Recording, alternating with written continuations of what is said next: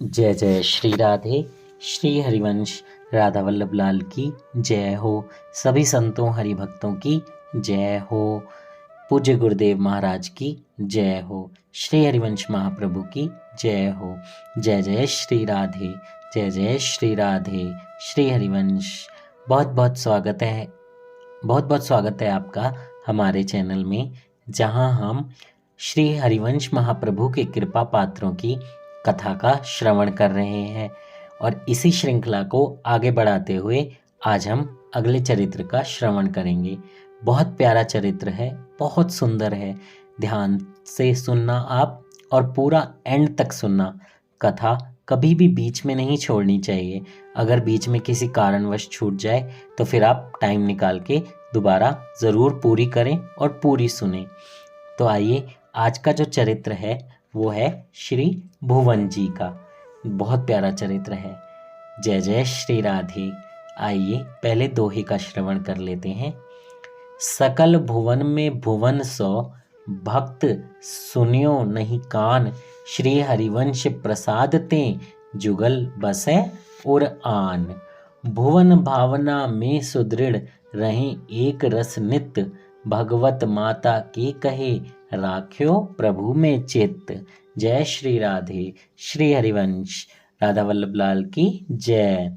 आइए चरित्र का श्रवण करते हैं।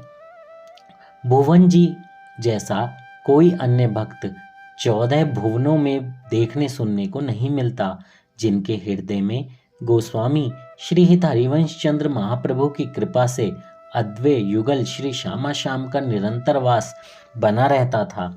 इनका जन्म चौहान वंश में हुआ था। इनके पिता मेवाड़ के किसी राणा के प्रधान सामंत थे। वे परम शूरवीर योद्धा थे और राणा जी उन्हें अपने भाई जैसा सम्मान दिया करते थे। भुवन जी के माता पिता दोनों ही हरि गुरु साधु सेवा में परायण अनन्य हित धर्मी थे। भुवन जी उनके एकमात्र पुत्र थे और 12 वर्ष की स्वल्प आयु में ही इनके इनको पितृवियोग जैसे घोर दुख का सामना करना पड़ा। किंतु राणा जी के स्नेहपूर्ण सानिध्य एवं संरक्षण में उन्हें इस दुख का ज्यादा अनुभव नहीं हुआ। राणा जी की ओर से इनके पिताश्री को 1.25 लाख का पट्टा मिला हुआ था, जिसे इन्होंने इनके नाम कर दिया था। अब अपने पुत्र की तरफ से निश्चिंत होकर इनकी माताश्री ने श्री राधा वल्लभ लाल के लाड़ चाव में अपना पूरा समय लगाना प्रारंभ कर दिया। बालक भुवन जाति स्वभाव अनुसार समवयस्क बालकों के साथ शिकार खेलने में मग्न रहा करता था। भक्ति हृदया इनकी माताजी को यह बात बहुत अप्रिय लगा करती थी। वे राधा वल्लभ लाल से मन ही मन कहती थीं, हे प्रभु, आपने ऐसा पुत्र मेरे यहाँ क्यों उत्पन्न किया है जो सदा हिंसा में ही लीन रहता है। यह पुत्र मेरे किसी काम का नहीं। हरि भक्तों को तो हरि भक्त के प्रति ही अपनत्व हो जाता है। यह सोचकर उनकी ममता इनके प्रति धीरे धीरे कम होने लगी। एक दिन भुवन जी अपने शयन कक्ष में सोए हुए थे। प्रभु इच्छा से चूहों ने तीरों से भरे हुए इनके तरकश को कमरे से फर्श पर डाल दिया, जिससे कि उसके तीर चारों तरफ फैल गए। इस खटपट की आवाज़ सुनकर भुवन जी की नींद उचट गई और यह जानने के लिए कि चूहों ने क्या गिरा दिया है, जैसे ही ये हड़बड़ाकर उठे, वैसे ही एक तीर इनके पैर में 2 उंगल गड़ गया। असह्य वेदना से व्यथित भुवन जी हाय मैया कहकर रोने लगे। ममतामयी इनकी माताश्री अधिक देर तक कठोर न रह सकी और उसी समय आकर एवं इनके पैर से तीर निकालकर इन्हें कभी धिक्कारते हुए तो कभी प्रेम से पुचकारते हुए समझाने लगी, हे कपूत, तुझे भगवान ने एक क्षत्रिय कुल में जन्म दिया है। तू एक तीर लग जाने से माँ कहकर चिल्लाता है। तू कायर है। अरे बेटा देख, जो प्रत्येक जीव पर दया करते हैं, दूसरों की पीड़ा का हरण करते हैं, दूसरों का प्राण न लेकर उसके प्राण बचाते हैं, वही बालक सपूत कहलाते हैं। प्रत्येक प्राणी में प्रभु का ही निवास है, ऐसा वेदादि आर्ष ग्रंथ कहते हैं। अतः किसी देहधारी को भी कष्ट ना पहुंचाकर देह देने वाले परम प्रभु का भजन करना ही इस मानव जीवन का एकमात्र उद्देश्य है। माता जी के इस उपदेश से भुवन जी के हृदय में कुछ परिवर्तन तो अवश्य हुआ, किंतु पूर्ण रूप से नहीं। जय श्री राधे। देखिए, माता पिता ऐसे ही होते हैं। अगर वो आपको डांटते हैं तो फिर प्यार से समझाते भी हैं, लेकिन उनकी डांट का बुरा नहीं मानना चाहिए। आजकल बहुत बच्चे जल्दी से बुरा मानकर बहुत कुछ गलत कर लेते हैं। ऐसा नहीं करना चाहिए। माता पिता आपके सुंदर भविष्य के लिए ही बोलते हैं। आपको अभी समझ नहीं आता, लेकिन आगे चलकर जरूर आएगा। ऐसे ही भक्ति है। जब आप बचपन से भक्ति करने लगते हैं तो बड़े होकर भक्ति आपके अंदर आ जाती है। ठाकुर जी आपके साथ रहते हैं। लेकिन अगर आप ये सोचते हैं कि अभी तो हम जवान हैं, अभी भक्ति का समय नहीं, बुढ़ापे में करेंगे, तो बड़ी दिक्कत हो जाती है। बुढ़ापे में भक्ति नहीं हो पाती। बुढ़ापे में तो अपना शरीर भी नहीं संभाला जाता। अतः आप जिस भी उम्र में हैं, जहाँ भी हैं, 14, 15, 16, 18, 20 आपके बच्चे हैं, उनको भक्ति जरूर कराइए। ऐसा मत सोचिए कि बच्चे की अभी तो पढ़ने की उम्र है, खेलने की उम्र है, भक्ति करने की नहीं। बहुत छोटी छोटी उम्र में भी भक्ति स्टार्ट की जाती है। और बहुत सारे बच्चे ऐसे हैं, मैं 3 साल के एक बच्चे को जानता हूँ, वो गीता के श्लोक बोल सकता है।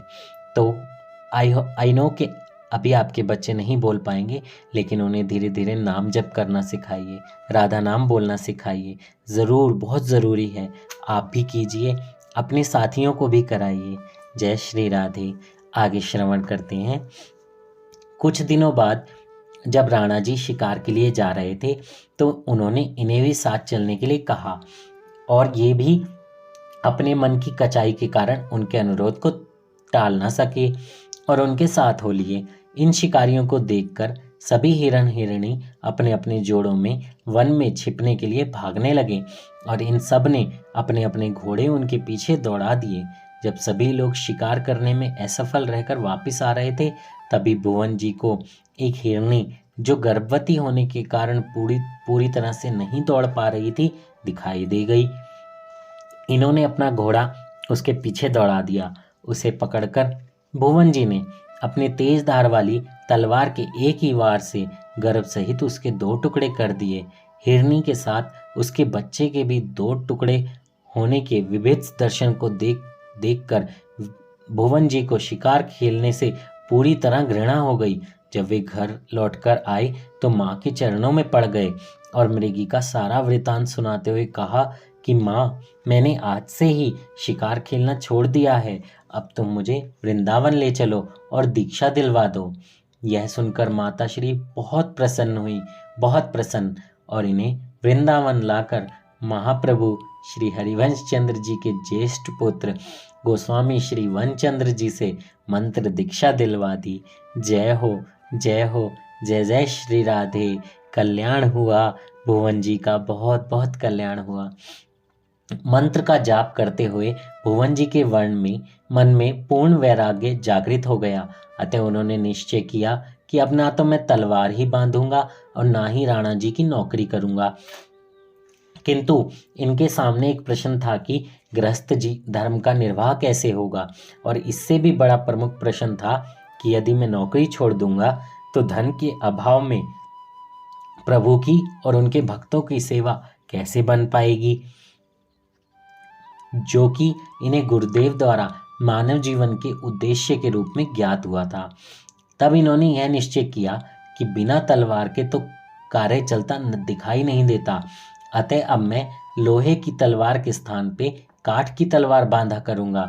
इस प्रकार मैं राणा जी का प्रिय पात्र भी बना रहूंगा और हरि गुरु साधु सेवा का कार्य भी सुचारू रूप से चलता रहेगा।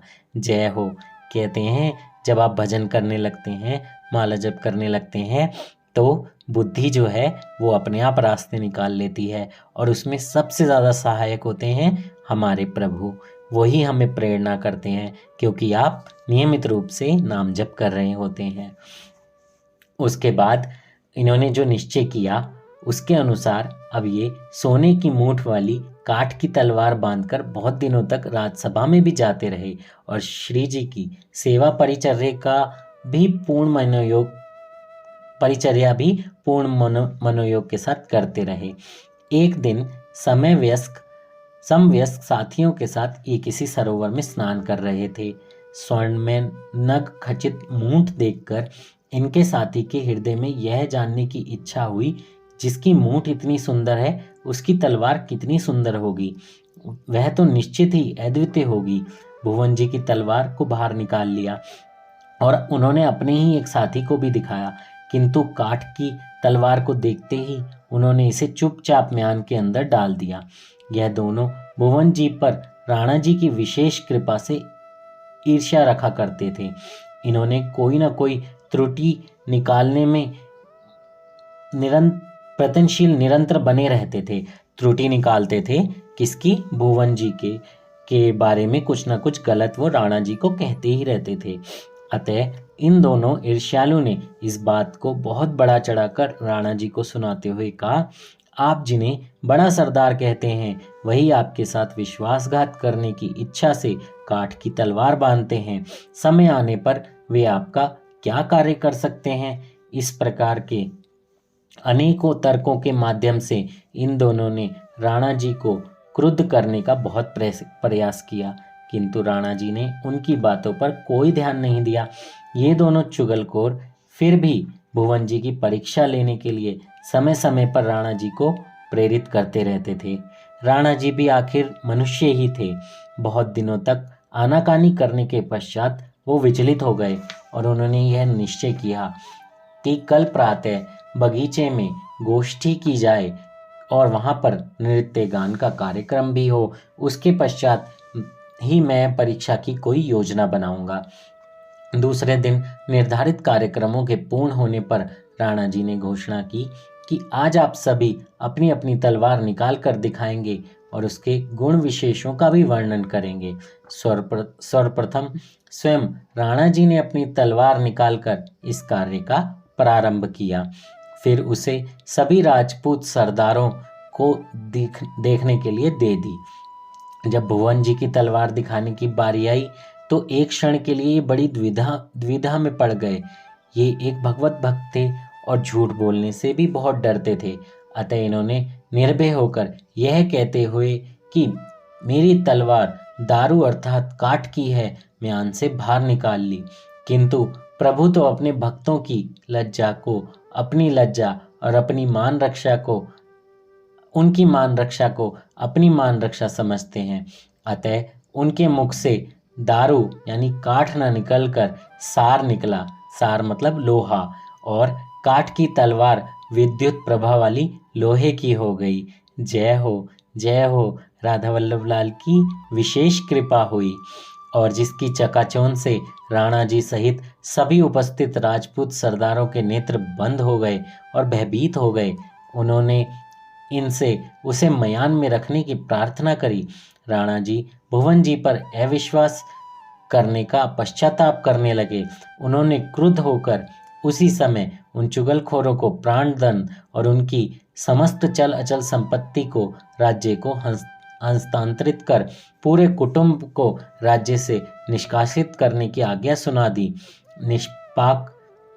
निष्पाप चुगलों की यह दशा देखकर सहज कृपालु भुवन जी का भक्त हृदय रो उठा और उसी समय वास्तविकता से अवगत कराते हुए उन्होंने कहा, यह जीव जगत स्वतंत्रता पूर्वक कोई कार्य नहीं करता।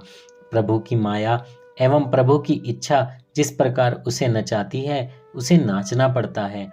भगवान जो भी कुछ करते हैं अच्छा ही करते हैं, इनका कुछ भी दोष नहीं है, क्योंकि इन्होंने आपसे सत्य बात ही कही थी। मेरी तलवार काठ की ही थी, परंतु प्रभु ने ना जाने क्यों मेरी लाज रखने की इच्छा से उसे लोहे की बना दी। इस प्रकार परम दयालु भक्त भुवन जी ने चुगलों की प्राण रक्षा कर जगत के सामने मानवता का आदर्श प्रतिष्ठित किया। जय जय श्री राधे। देखिए कितनी प्यारी बात। भक्त कितने सरल हृदय वाले होते हैं। जरा सा भी किसी के साथ कुछ बुरा हो तो देख नहीं पाते, और प्रभु अपने भक्तों के साथ कुछ गलत हो वो भी नहीं देख पाते। जय हो। इस घटना ने राणा जी के मन को बहुत अधिक प्रभावित किया और उस दिन से वे भुवन जी पर विशेष श्रद्धा रखने लगे।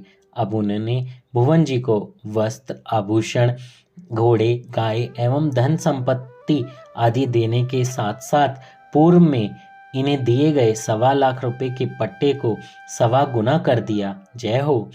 उसने इनसे प्रार्थना भी की कि अब आप निश्चिंत हो श्री जी की सेवा कीजिए, अब मैं स्वयं ही आपकी सेवा में उपस्थित हुआ करूँगा। इसके बाद भुवन जी प्रतिदिन पहले 3 घंटे तक श्री जी की सेवा का अत्यंत अनुराग के साथ सेवा किया करते थे और फिर राज दरबार में पहुंचकर राजकार्यों को निपटाया करते थे। अपनी शूरवीरता के बल पर भुवन जी ने राणा जी के बहुत बड़े बड़े काम किए और बहुत सम्मान प्राप्त किया। जय जय श्री राधे श्री हरिवंश। कितने प्यारे भक्त हैं, कितने प्यारे संत हैं और कितना प्यारा सुंदर चरित्र है। देखिए, संतों की कृपा, गुरुदेव की कृपा, उनके द्वारा दिया हुआ मंत्र, उनके द्वारा की गई विशेष कृपा, श्री जी की सेवा, सारा फल इस कथा में है। कैसे भगवान अपने भक्तों को बहुत सुकून देते हैं। मैं किसी भी वर्ड में नहीं समझा पाऊँगा आपको। जिनके ऊपर ये विशेष कृपा है वो समझ जाएंगे और जिनके ऊपर अभी नहीं हुई है वो निरंतर अपना नाम जप शुरू कर दें, माला जप शुरू कर दें। आप खुद देखिएगा, आप महसूस करेंगे, एक एक पल पे आपको एहसास होगा कि भगवान ने ये किया, मुझे संभाल लिया, मुझे बचा लिया, मेरे साथ ये अच्छा हो गया, मेरे साथ ये बुरा हुआ, लेकिन ये अगर नहीं होता तो मुझे और अच्छा करने की हिम्मत नहीं आती। बहुत बहुत सारी चीज़ें, इवन मैं कहता हूँ बहुत सारी नहीं, हर चीज़ भक्ति से रिलेटेड है।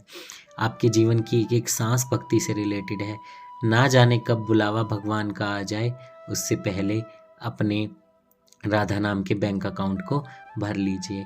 जय जय श्री राधे श्री हरिवंश। सभी संतों और भक्तजनों के चरणों में मेरा दंडवत प्रणाम। जय श्री राधे। कथा कहने में कोई भी त्रुटि हुई हो तो मुझे क्षमा कीजिएगा और चैनल को सब्सक्राइब कर दीजिए, बेल आइकन भी दबा दीजिए। और हाँ, अपने फ्रेंड्स और फैमिली जो भी कथा सुनने में बहुत बहुत बहुत मन लगा कर ऐसे कथा सुनते हैं, उनको हमारा चैनल शेयर ज़रूर कीजिएगा। जय श्री राधे श्री हरिवंश।